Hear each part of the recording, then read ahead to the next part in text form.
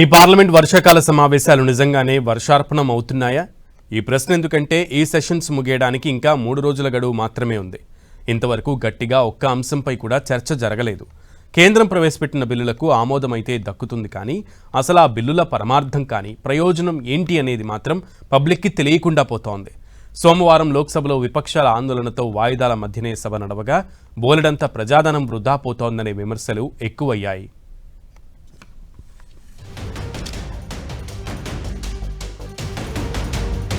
పార్లమెంట్లో అదే రచ్చ. చందా చోరీపై చర్చకు కాంగ్రెస్ పట్టు. స్పీకర్ విజ్ఞప్తులను పట్టించుకోని విపక్షాలు.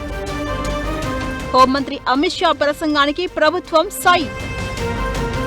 తమ పట్టే నెగ్గాలంటున్న అపోజిషన్. పార్లమెంటు వర్షాకాల సమావేశాల గడువు 13 వరకే.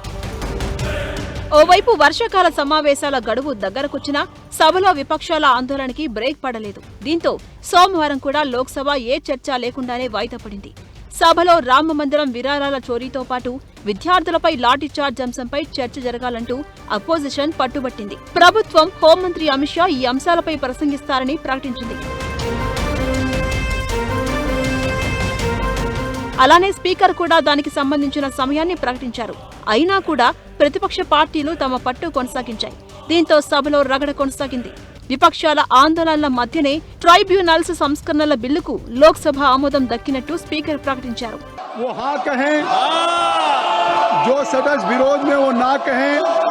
అయితే అమిత్ షా వచ్చే వరకు సభలో ఇలానే వ్యవహరిస్తామని కాంగ్రెస్ నేత ప్రియాంక గాంధీ ప్రకటించారు.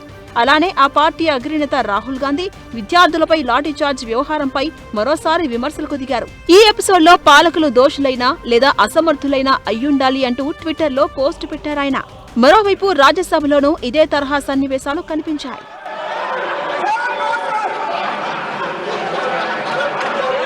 Foreign contribution regulation act, mining minerals bill సభలో పెండింగ్ లో ఉండగా ఎన్డీఏ ప్రతిష్టాత్మకంగా తీసుకున్న డీలిమిటేషన్ బిల్లుపై ప్రత్యేక సమావేశాలు ఏర్పాటు చేసే యోచనలో కేంద్రం ఉన్నట్టు తెలుస్తోంది.